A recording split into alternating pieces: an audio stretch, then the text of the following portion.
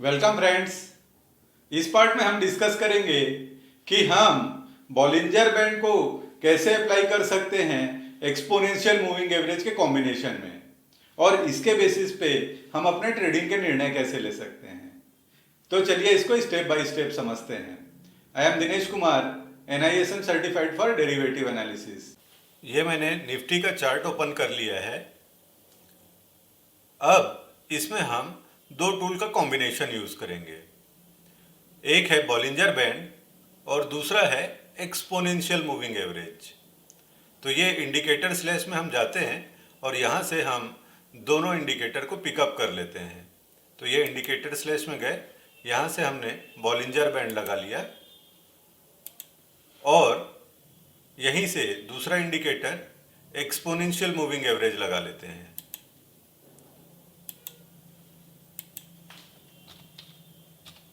ये मैंने moving average exponential को पिकअप कर लिया है।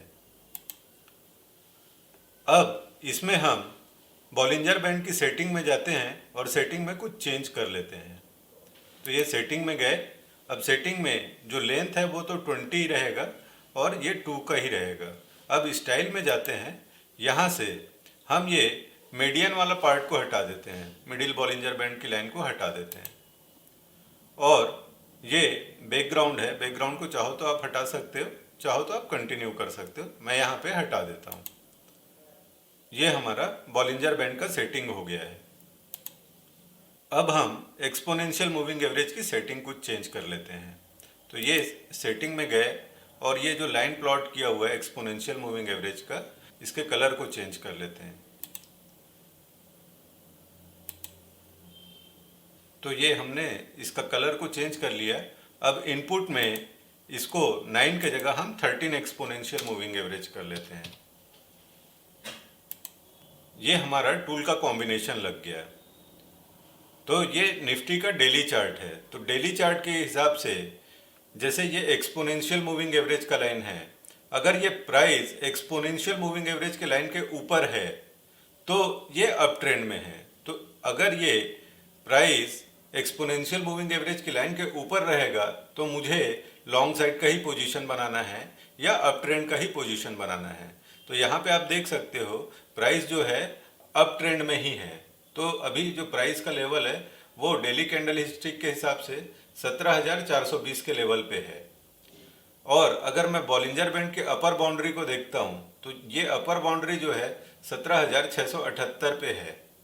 तो जब ये अप ट्रेंड में है तो ये कोशिश करेगा अपर बाउंड्री को टच करने की।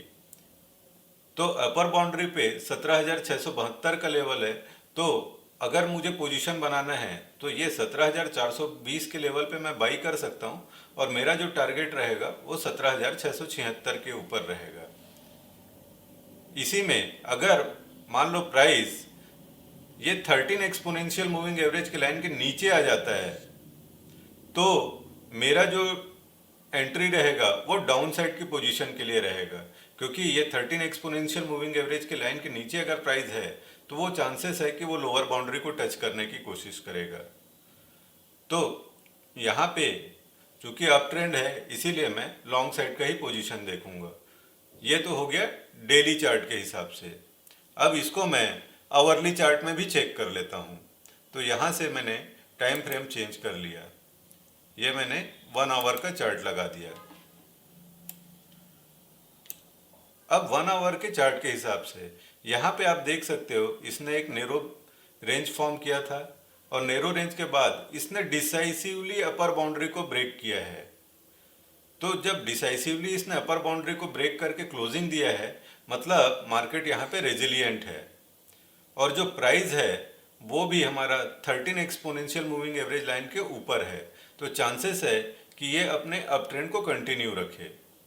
तो यहाँ पे भी अगर मुझे पोजीशन लेना है आवरली चार्ट के हिसाब से तो भी मुझे अप साइड का ही पोजीशन लेना है। तो इस तरीके से हमको क्लियर हो गया कि डेली चार्ट और आवरली चार्ट के हिसाब से निफ्टी अप ट्रेंड में है। अब इसको मैं इंट्राडे चार्ट में लगा लेता हूँ। चूँकि हमको इंट्राडे का पोजीशन बनाना है तो इसके लिए मैं 5 मिनट का चार्ट लगाऊंगा। तो यहाँ से हम टाइम फ्रेम चेंज करके 5 मिनट का कर लेते हैं। ये हमने टाइम फ्रेम चेंज कर लिया। अब 5 मिनट के चार्ट के हिसाब से हम होल डे का एक्टिविटी को ऑब्जर्व कर लेते हैं। जैसे यहाँ पे 9:15 पे मार्केट ओपन हुआ, तो आप देख सकते हो ये जो कैंडल है इसने अपर बॉलिंजर बैंड को डिसाइसिवली ब्रेक किया है अपर साइड में, और ये 13 एक्सपोनेंशियल मूविंग एवरेज के लाइन के ऊपर है।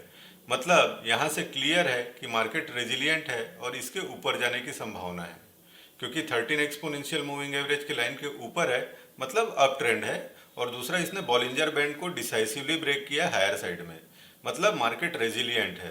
तो कई बार जब ये बॉलिंजर बैंड को अपर साइड में ब्रेक करता है तो वो वापस बॉलिंजर बैंड के बाउंड्री पे आता है, फिर से वो अप ट्रेंड को रिज्यूम करता है।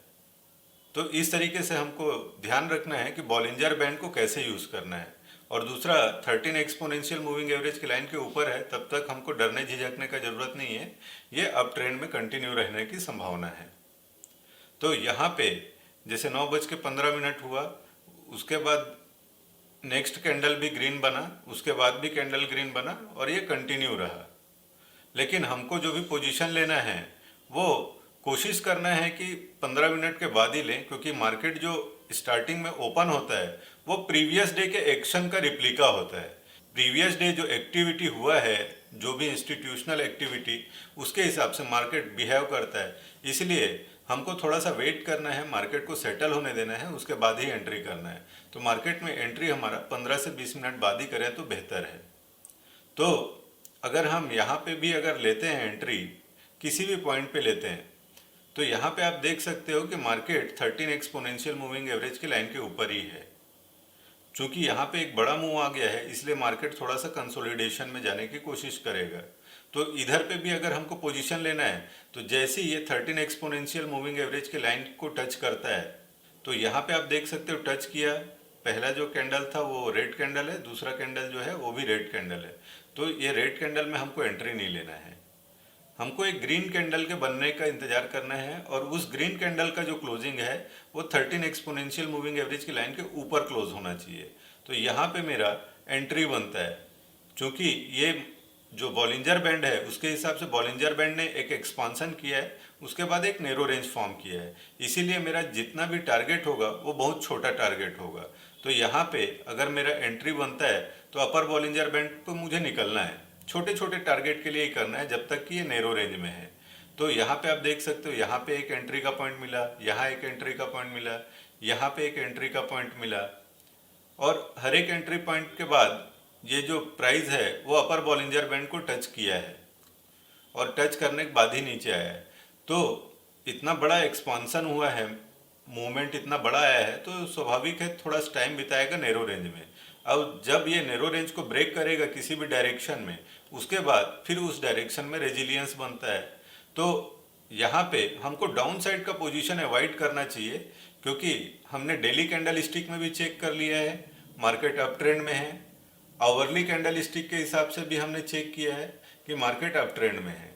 तो जब अप ट्रेंड में हायर टाइम फ्रेम पे ये है प्राइस, तो लोअर टाइम फ्रेम पे भी हमको शॉर्टिंग अपॉर्चुनिटी को अवॉइड करना चाहिए, सिर्फ लॉन्ग साइड के अपॉर्चुनिटी को ही वेट करना चाहिए। तो जब भी ये 13 एक्सपोनेंशियल के लाइन को क्लोज करके ग्रीन कैंडल के रूप में फॉर्म करेगा, तभी मेरा एंट्री पॉइंट बनता है। तो अगर हम ओवरऑल एनालिसिस देखें तो जो भी डाउन मूव आएगा वो हमारे लिए एक बाइंग अपॉर्चुनिटी रहेगा। तो इस तरीके से हम समझ सकते हैं कि मार्केट जो है बाइंग ऑन डिप्स वाला मार्केट है, जो भी डिप आएगा वो हमारे लिए एक बाइंग अपॉर्चुनिटी रहेगा। तो जब भी जो प्राइस का क्लोजिंग है वो रेड लाइन के ऊपर होगा, मतलब 13 एक्सपोनेंशियल मूविंग एवरेज के लाइन के ऊपर होगा, तब हमारा एंट्री पॉइंट बनता है। और जिस समय पे अपर बॉलिंजर बैंड को टच करता है उस समय हमारा प्रॉफिट बुकिंग एरिया है। और जब ये अपर बॉलिंजर बैंड को डिसाइसिवली ब्रेक करेगा अप साइड में, तो उस समय हम फिर से फ्रेश पोजीशन बना सकते हैं। अगर आपको ये डिलीवरी पसंद आया तो ज़्यादा से ज़्यादा लोग को शेयर कीजिए, ताकि ज़्यादा से ज़्यादा लोगों को इसका बेनिफिट हो सके। यहाँ तक साथ में बने रहने के लिए धन्यवाद। Thanks for patient listening. See you in the next part. Thank you.